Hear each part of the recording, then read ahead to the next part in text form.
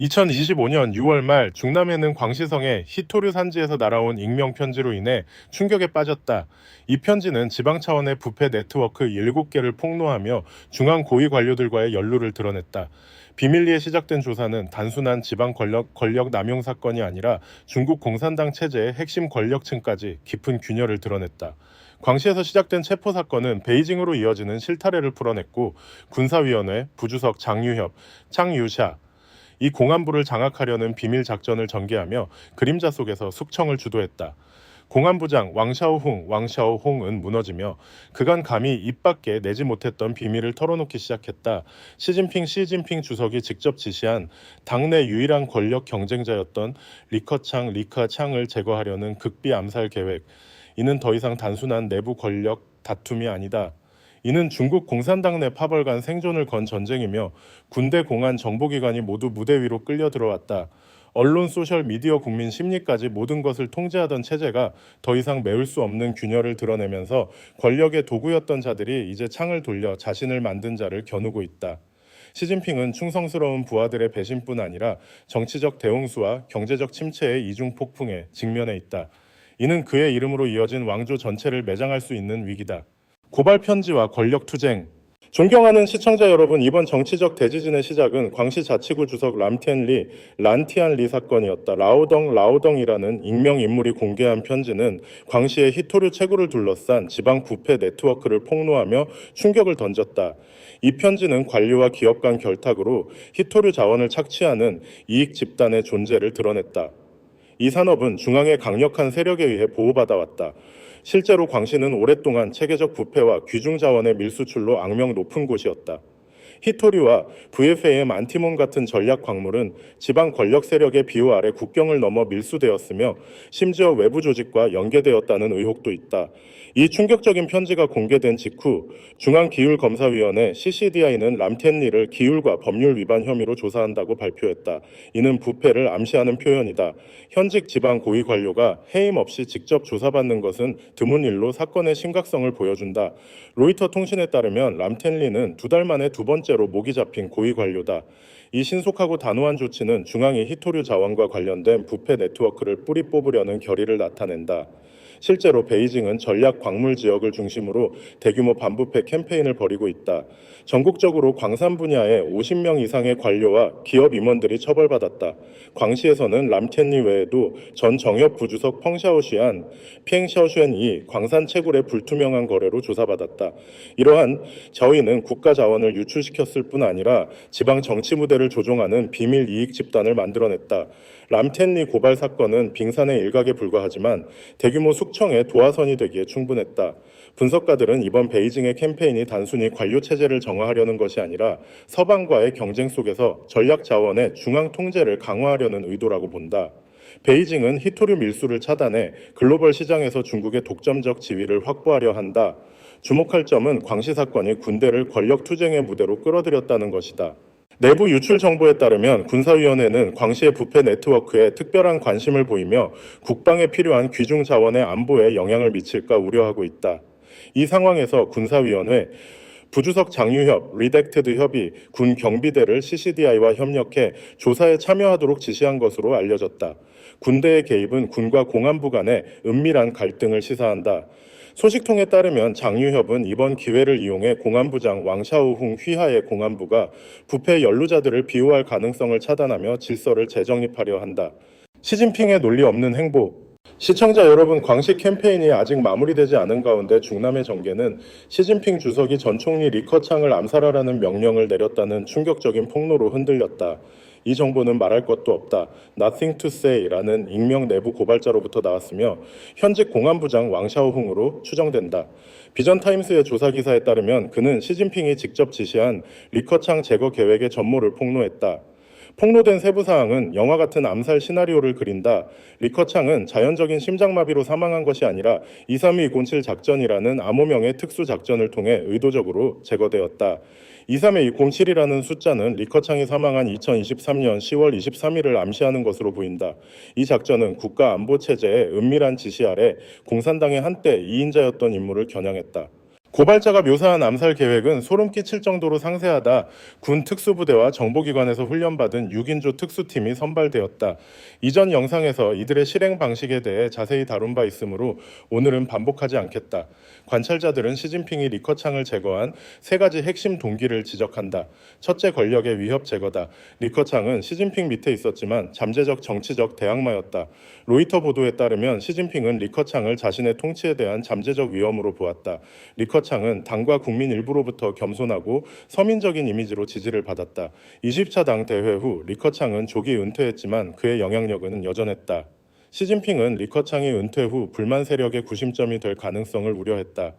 정치평론가 왕단은 많은 이들이 암살설을 믿는 것은 시진핑을 스탈린과 같이 동료를 제거할 준비가 된 인물로 본다는 것을 보여준다고 지적했다. 따라서 리커창을 죽음으로 완전히 제거함으로써 그 위험을 영구히 차단하려 했다. 둘째, 정책 노선의 불일치다. 리커창은 시진핑보다 기술적이고 개방적인 경제 사상을 대표했다. 재임 중 그는 시진핑의 중국몽 선정과 달리 직설적인 수치를 공개했다. 예를 들어 2020년 시진핑 앞에서 그는 중국 인구 2억 명이 월 7,000위안 약 140달러 미만의 소득을 번다고 인정했다. 이는 빈부 격차를 드러내며 시진핑의 빈곤 완전 퇴치 선언과 상충되었다. 이 발언은 충격을 주었고 국민들은 그의 직설적 태도를 칭찬했지만 시진핑의 체면을 깎았다. 리커창은 시장 경제 민간 부문 국제 통합을 지지하며 시진핑의 국영 중심 엄격 통제 노선과 달랐다. 이러한 정책 비전의 상충은 시진핑이 리커창을 내부의 가시로 보게 했다. 리커창은 개혁개방 시대의 상징으로 여겨졌으나 시진핑 치에서 이 시대는 후퇴하고 있다. 따라서 시진핑은 리커창의 존재를 제거해야 할 이념적 위험으로 보았다. 셋째, 국민 속 대중적 상징의 제거다. 리커창의 사망은 병사로 발표되었지만 국민들 사이에 애도의 물결을 일으켰다. 많은 이들이 그를 국민의 총리라 부르며 전국 공공장소에 조용히 헌화했다. 젊은이들은 소셜미디어에서 리커창을 더 개방적인 시대의 상징으로 칭송했다. 시진핑 정권은 온라인 추모를 엄격히 검열하고 리커창의 장례를 조용히 치르며 1989년 후야오방 사건 같은 집회를 막으려 했다. 리커창의 장례가 정치적 불만의 도화선이 될 수 있다는 우려 때문이었다. 실제로 민간에서는 리커창이 암살되었다는 음모론이 퍼졌다. 평론가 천포콩, 첸포콩은 많은 이들이 리커창의 죽음 뒤에 거대한 정치적 음모가 있다고 의심한다고 지적했다. 위 세 가지 이유 외에도 리커창이 후진타오, 히우진타오 계파의 마지막 고위 인물이었다는 점을 간과할 수 없다. 2012년 18차 당대회 이후 시진핑은 다른 파벌의 영향력을 제거하며 개인 권력을 강화했다. 따라서 리커창의 갑작스러운 죽음은 개혁개방 시대와의 영원한 작별이며 경제발전이 정치적 자유를 가져올 것이라는 환상을 끝낸 것이다. 장유협의 패권 장악. 리커창 암살 작전은 완벽해 보였으나 시진핑의 아킬레스건이 되었다. 왕샤오홍기 계획 전모를 자진 폭로한 것은 충격적이었다. 시진핑의 충성스러운 부하가 왜 배신했을까 몇 가지 가설이 제기된다. 첫째, 왕샤오홍은 리커창의 죽음이 내부에 유출되면 시진핑이 공안부를 희생양으로 삼을까 두려웠을 수 있다. 시진핑은 공안부가 독단적으로 행동했다고 비난할 수 있었다. 자구책으로 왕샤오홍은 진실을 폭로해 다른 파벌의 관용을 얻으려 했다. 둘째, 더 가능성 높은 가설은 왕샤오홍이 당내 다른 권력 세력, 구체적으로 장유협의 군대 파벌로 기울었다는 것이다. 바람이 바뀌면 충성스러웠던 자도 생존과 재산을 지키기 위해 주인을 배신할 수 있다. 왕샤오홍의 리커창 암살 성지 제공은 그가 장유협과 비밀 합의를 이루었음을 시사한다. 폭로로 보호받고 시진핑을 무너뜨릴 무기를 제공한 것이다. 실제로 장유협은 국면을 뒤바꾸는 중심 인물로 부상했다. 군사위원회 부주석인 그는 시진핑의 오랜 친분으로 신뢰받았다. 하지만 2023년 말부터 그는 절대 충성하지 않는다는 소문이 돌았다. 그는 시진핑의 군대 내 숙청, 특히 자신과 가까운 장군들의 제거에 불만을 품은 것으로 알려졌다. 제임스타운 재단의 분석에 따르면 장유협 측근이 쓴 인민해방군일보 PLA 데일리 기사에서 군대의 집단 지도 체제 복원을 촉구하며 시진핑의 1인 독재를 비판했다. 이는 시진핑에게 명백한 모욕이었다. 그는 군대가 자신의 절대적 통일 지도에 복종해야 한다고 요구해왔다. 제임스타운의 분석에 따르면 2023년, 2024년 PLA 내 두 차례 숙청은 시진핑의 권력 기반인 섬서성과 푸젠성 파벌 장군들을 무력화했다. 놀랍게도 섬서성 출신인 장유협은 영향을 받지 않았으며 오히려 이 숙청을 배후에서 조종했다는 징후가 있다. 이는 시진핑이 군대 통제를 잃고 있으며 장유협이 은밀히 영향력을 강화하고 있음을 보여준다. 이 권력 게임에서 왕샤오홍의 시진핑의 리커창 암살 폭로는 장유협이 중앙과 협상할 패였다. 시진핑이 고위 동지를 살해하라는 명령을 내렸다는 증거를 준 장유협은 그를 압박할 수 있다. 당 내부 논리에 따르면 이는 일반 부패 혐의를 훨씬 초월하는 중죄다. 이는 공안부를 장유협의 암묵적 지배 아래 놓았다.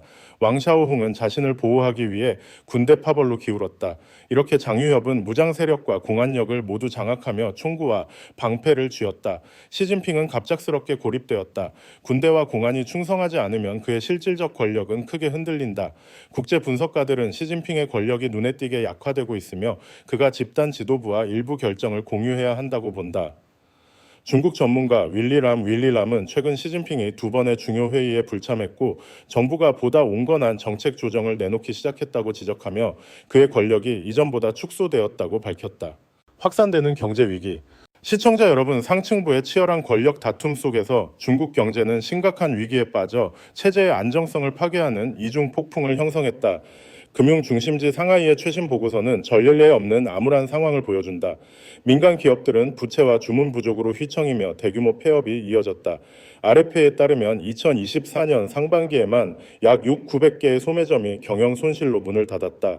상하이의 알리바바, 해마, 프레시나 넉그유마트 같은 대형 체인조차 관광객과 쇼핑객으로 붐비던 과거의 영광을 잃었다. 유명한 난징 쇼핑 거리에서는 3분의 2에 달하는 식당이 문을 닫았다. 상하이 도심의 고급 쇼핑몰 웨스트게이트몰은 2024년 8월 완전히 폐쇄되었고 건물 내 유일한 임차인은 미국 영사관 비자 사무소뿐이다. 이는 경영계의 도주를 상징한다. 한때 호화로웠던 상점들은 이제 불 꺼진 빈집이다. 소규모 기업뿐 아니라 외국 투자자들도 암울한 전망으로 중국에서 자본을 대거 철수했다. 상하이 미국 상공회의소 설문조사에 따르면 대부분의 미국 기업이 사업 환경에 비관적이다. 일부는 활동을 축소하거나 생산 라인을 중국 밖으로 옮겼다. 다국적 기업들은 중국을 필수 시장으로 보지 않기 시작했다. 예를 들어 프랑스 소재 기업 멜센은 현지 기업과의 경쟁과 수요 감소로 중국 공장을 완전히 폐쇄했다. 항공사는 과거 하루 10편이던 중국행 비행을 이제 3편으로 줄였으며 황금기는 돌아오지 않을 것이라며 시장이 완전히 달라졌다고 밝혔다. 에르메스, 루이비통 같은 럭셔리 브랜드도 중국 부유층의 지출 축소로 매출이 급감했다. 소비자 신뢰는 사상 최저로 떨어졌다. 이 경제 위기의 근본 원인은 폭발한 부채 폭탄과 고갈된 신뢰다. 부동산 거품이 꺼지며 대형 부동산 기업들이 파산했고 이는 그림자 금융 시스템에 연쇄적 영향을 미쳤다. 청년 실업률은 사상 최고를 기록했고 소득은 정체되었으며 비용은 상승했다. 상거래에 대한 믿음은 흐릿하다. 이는 국민들이 지출을 극도로 줄여 디플레이션의 악순환을 초래했다. 중국 소비자들은 실업소득 감소 부채 부담을 두려워하며 전례 없는 소비 억제를 보였다. 상하이 주민은 RFA의 사람들은 쓸 돈이 없고 돈이 있어도 불확실한 미래를 두려워해 쓰지 않는다고 말했다. 경영 환경은 잿빛 절망으로 뒤덮였다. 동남 연안 지역의 중소기업들은 공장을 닫고 직원들과 송별 만찬을 열고 소셜미디어에 회사를 매물로 내놓았다. 중국 소셜미디어에서는 기업들의 도산 사태를 폐점 시대라 부른다. 중앙정부는 위기 대처에 당황한 기색이다. 상하이에 거주했던 전문가 송셩은 현 지도부가 경제난을 다룰 방법을 모르며 이자율 인하와 유동성 주입 같은 구태의연한 방식을 고수한다고 평했다. 실제로 중국인민은행은 신용 활성화를 위해 기준금리를 사상 최저로 내렸지만 기업과 국민이 대출을 꺼려 효과는 미미했다. 유동성이 풍부해도 생산으로 흐르지 않고 맴도는 현상이 흔해졌다. 정부는 일부 지역에서 소비 쿠폰을 배포하며 소비를 촉진했으나 이는 소금 한 줌에 불과했다. 동시에 국제무대에서 중국은 다극세계의 새로운 판을 노리며 책임있는 강대국 역할을 시도했다. 가장 두드러진 예는 2025년 6월 이스라엘-이란 충돌로 이스라엘이 이란의 핵시설을 기습 공격했다. 베이징은 즉시 중재자 역할을 맡아 휴전을 촉구하고 중재를 제안했다. 왕이 외교부장은 이스라엘의 국제법 위반을 강하게 비판했고 시진핑 주석도 긴장 완화를 촉구했다. 유엔에서 중국은 러시아와 함께 무조건 휴전을 요구하는 결의안을 추진했다. 베이징은 정의와 평화의 목소리로 미국에 맞서려 했다. 이는 중동, 아프리카, 라틴 아메리카에서 남방 국가들을 결집해 미국 주도의 질서에 도전하는 다극 세계 구축 전략의 일부다. 중국은 러시아, 이란 같은 서방의 적들과 관계를 강화했다. 2025년 5월 베이징에서 왕이가 러시아와 이란 외교차관을 만나 이란 핵 문제를 논의하며 환하게 웃는 사진은 베이징이 모스크바, 테헤란과 비밀 동맹을 구축하고 있음을 보여준다. 그러나 중국의 다극 야망은 현실의 한계에 부딪혔다. 외교적 과시에도 불구하고 이스라엘-이란 충돌은 베이징의 무력함을 드러냈다. 앙카제라 엥게제라에 따르면 중국은 국면을 바꾸지 못하고 다른 경로로 양측이 휴전에 합의하는 것을 지켜봤다. 분석가들은 베이징의 중동 영향력이 제한적이라고 지적한다. 그들은 발언권은 있지만 실질적 안보 동맹과 군사 개입 의지가 없어 결정적 레버리지가 부족하다. 중국은 중동에서 수입하는 석유의 50% 이상과 이란 석유의 최대 고객으로서 전쟁이 확산되면 유가 급등이나 호르무즈 해협 봉쇄로 공영에 처할 수 있다. 따라서 베이징은 이념보다 안정성을 우선시하며 실용적 전략을 택했다. 이는 중국의 외교 정책이 경제적 이익을 최우선으로 두는 실용적 전략임을 보여준다. 즉, 베이징의 다극 질서 리더십은 국내의 취약한 경제와 해외의 필수 이익을 지키기 위해 고군분투하며 아직 현실화되지 않았다. 오늘날 중국 사회의 음울한 좌절과 절망은 체제에 대한 시한폭탄이다. 시진핑이 이 폭풍을 이겨낼 수 있을까? 아니면 부하들에게 무너질 종기호랑이가 될까? 답은 진행 중인 비밀 협상과 권력 투쟁 속에서 드러날 것이다. 하지만 확실한 것은 세계 질서가 방향을 바꿨다는 점이다. 중국은 더 이상 무적의 성장 기계가 아니며 시진핑 시대는 혼란 속에 종말을 향해 가고 있다.